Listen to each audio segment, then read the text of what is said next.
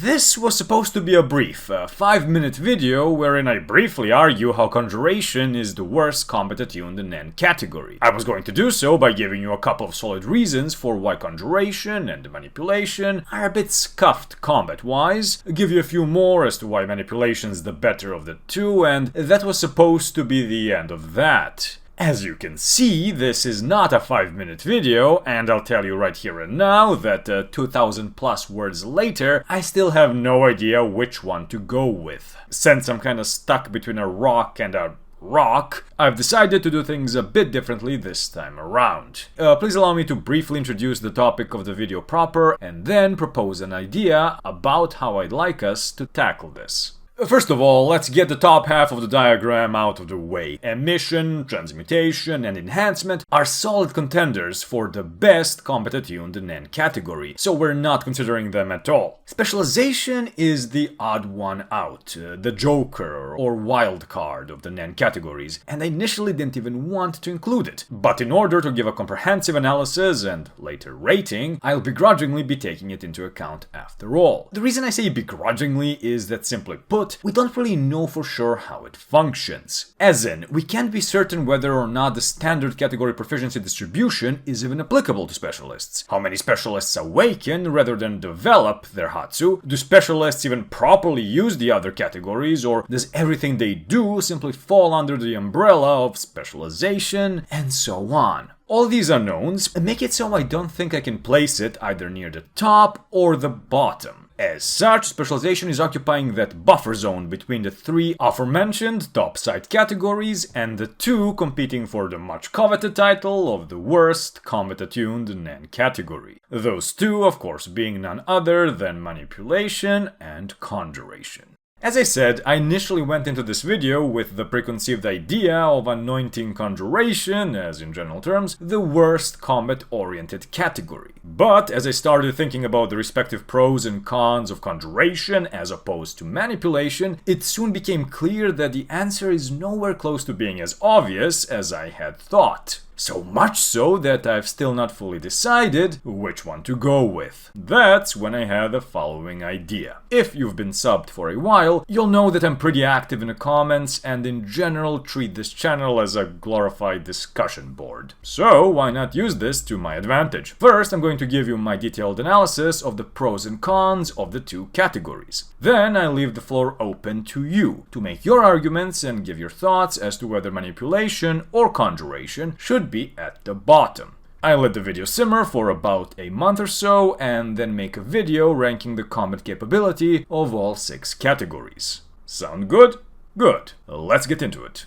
To clarify immediately, when I say combat, I mean something akin to two characters in close or at least a general vicinity to one another, knowingly attempting to defeat each other in battle. So, no assassinations, i.e. where an opponent doesn't even know they're engaged in combat, or lengthy prep times. All other factors, such as exact distance, battleground, knowledge, etc., can vary. Also, while this should be obvious, when I say a category's capability for combat in general terms, I am not talking about specific users or abilities. What I'm judging is the potential of the general capabilities and mechanics of a category to be optimized for combat. With all that said, let's finally begin the analysis proper by establishing the weaknesses shared by both Conjuration and Manipulation, which bar them from being considered as top-level contenders. First and foremost, both of them are screwed over by Specialization's placement, which blocks them from having an 80% proficiency in each other. Instead of being privileged with two 80% proficiency ratings, which serve to give the users of other categories excellent potential options when making their Hatsu, they are left adjacent with a category which 99% of conjurers and manipulators will never be able to meaningfully tap into. Second is a combat-specific weakness, wherein both of these categories have a mere 60% proficiency in enhancement. This unfortunately leaves them susceptible to getting one shot, or at the very least gravely injured, from a head-on punch from an enhancer or a blast from an emitter. With their shared weaknesses out of the way, let's tackle their specific pros and cons by starting with Conjuration. Conjuration, in general terms, allows its users to create physical entities from their aura, or conjure independent Nen spaces, i.e. pocket dimensions. Both the conjured entities and Nen spaces tend to have very specific supernatural properties added onto them to boost their power or effectiveness, since there is very little sense in conjuring a weapon, like chains or a gun, when you can simply carry one around with you, or going through all the trouble of creating a separate Nen space just for the purpose of attaining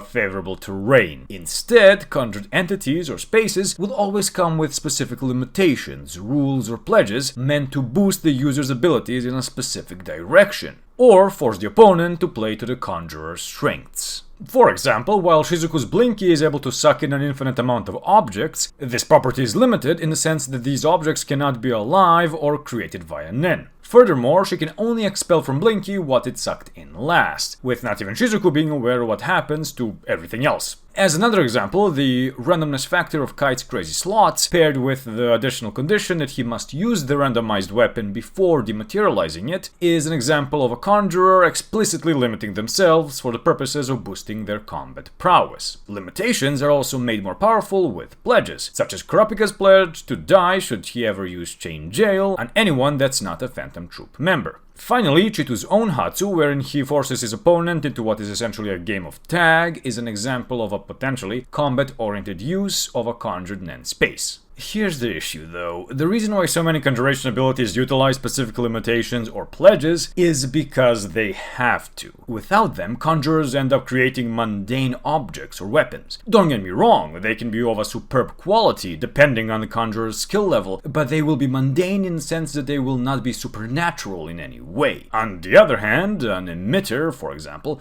doesn't have to bother with limitations if they don't want to. But here's the thing, they can. There's no reason why Leorio can't set a limitation wherein his emitted punch, or a variation of it, is extra effective against deadbeat dads. Add a pledge which says that he has to stop wearing swanky suits if he ever punches with it someone who isn't a deadbeat dad, and you're suddenly dealing with an immensely more powerful Hatsu.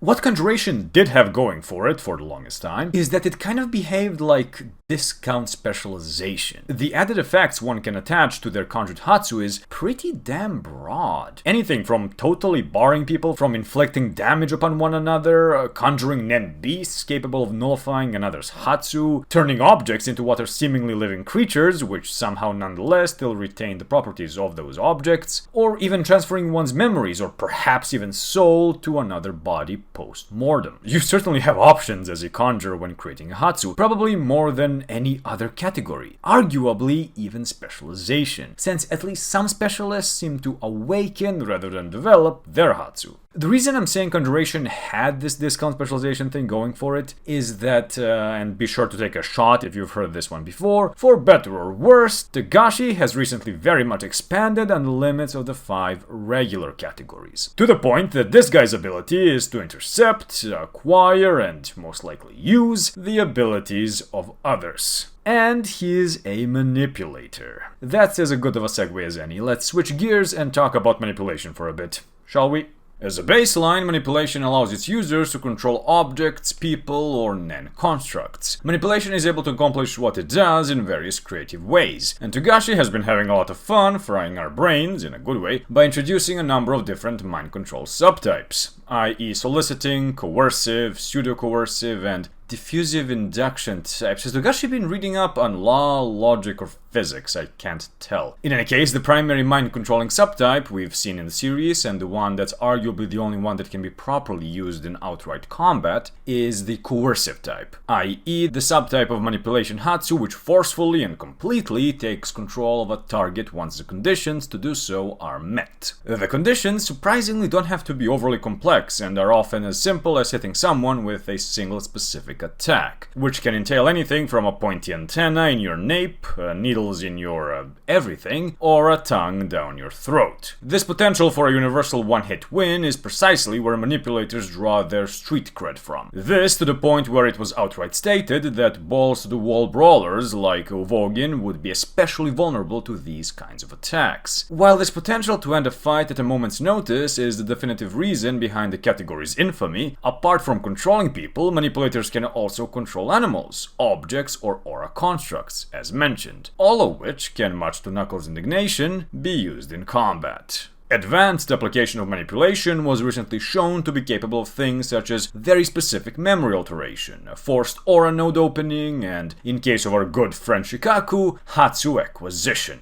It's taking all of my willpower to not over-explain the wide-ranging consequences on Nen as a power system if a manipulator is capable of stealing another's Hatsu, so I'll just say that this is now officially within the scope of manipulators. Either, somehow, through their innate category of manipulation, or potentially, a bit more believably, by tapping into the adjacent Emission. Speaking of Emission, it's another big thing manipulation has going for it. As previously argued, I've started to view Emission as the best combat attunable category. And if you can't be an emitter, you can at least have an 80% proficiency in Emission. While there are numerous specific potential applications, the most fundamental thing such a high proficiency in Emission allows manipulators is to not only assert, but also retain control of their target over long distances. This makes manipulators extremely dangerous, since it of course means that their opponents are not necessarily safe even if they keep their distance. While transmutation is a solid neighbor to have and conjurers can absolutely make use of it, Emission not only gives manipulators the option to utilize their core abilities at long range, but also provides them with a simple yet effective offensive option in the form of emitted Nen blasts, to use either as a core part of their Hatsu or a backup option should the need arise. Now let's move on to talking about the downsides of the category. First and foremost, if they're one of the many manipulators whose ability is based around taking control of an opponent, they may be hard countered by other manipulators. This is because manipulation works on a first-come, first-served basis, wherein a target already controlled by someone, even themselves, is no longer a valid target for other manipulators. Actually, even manipulators whose Hatsu doesn't entail controlling others can have precautions to take control of themselves and thus prevent them from being manipulated should the need arise. Shikaku was stated to have such a precautionary measure, despite his Hatsu acquisition-based ability. While I very much doubt any non-manipulator would invest the skill points needed to achieve such an ability, apart from talent and overall proficiency in manipulation, there's nothing really stopping members of other categories who think themselves vulnerable enough to coercive manipulation abilities from opting for a counteractive ability to take control of themselves should the need arise. Though I'd definitely argue that it's better to focus on winning and never getting yourself in such a situation in the first place, rather than focusing on how best you'd get out of a hole you've dug yourself into.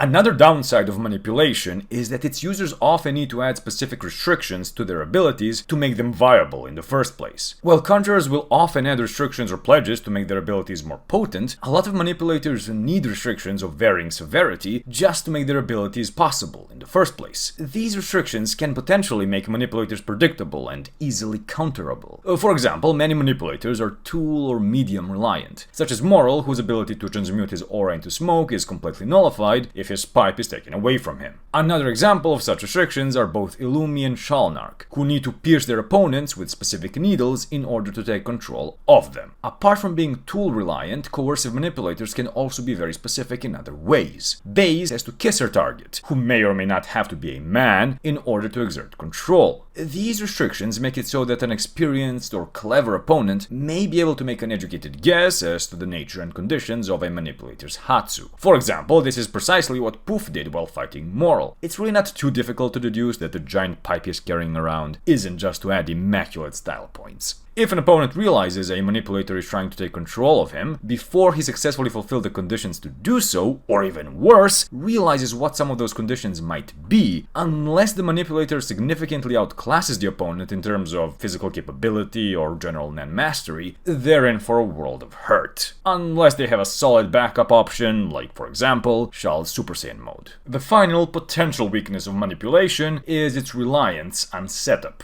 To get the most out of their abilities, a lot of manipulators require a decent amount of prep time. This makes them somewhat battleground and distance dependent, since if someone with a similar Hatsu to Illumi's finds himself fighting in a place devoid of people he can zombify, he may very well find himself at a meaningful disadvantage. Furthermore, if someone like Moral starts combat in melee or short range of an opponent, without having already transmuted his aura into smoke, he could find himself without the proper amount of time and opportunity to do so. To sum it up, Conjuration's own core mechanics are not particularly conducive to creating combat-oriented Hatsu, with the true battle strength of Conjuration stemming from its favorable and flexible interaction with the more general NAN mechanics of restrictions and pledges. This is what allows it to imbue its objects, entities or spaces with additional supernatural effects, which seem to exhibit features one would primarily associate with specialization. However, with the expansion on the limits and mechanics of the 5 regular categories, the status of Conjuration as discount specialization has, arguably, recently become compromised, with categories such as Manipulation and Emission encroaching on what had previously been considered solely the domain of specialization.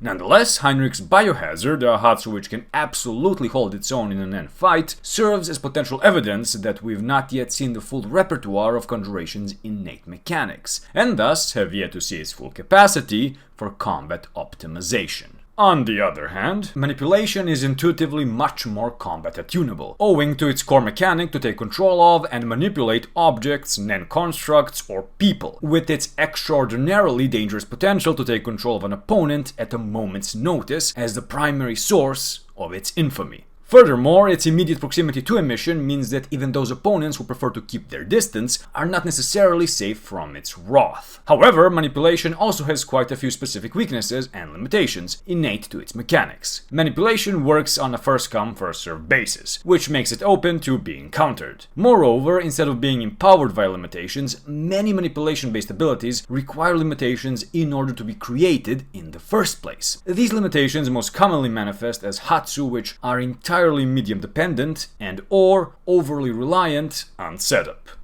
See, it's not at all as obvious as you'd think. Your input would be very much appreciated. As mentioned, you can expect a video ranking the combat capability of all 6 NAN categories relatively soon. I'll take a bit of a break from Hunter x Hunter content for a video or two, while I let the comments on this one simmer for a while. For those of you that have been watching since a few years back, you can expect the next video to be another installment in the weird world building series. And it's one I'm very much looking forward to. As always, thank you very much for watching. Do consider becoming a channel member if you'd like to go the extra mile in supporting the channel, and I'll see you in the next one.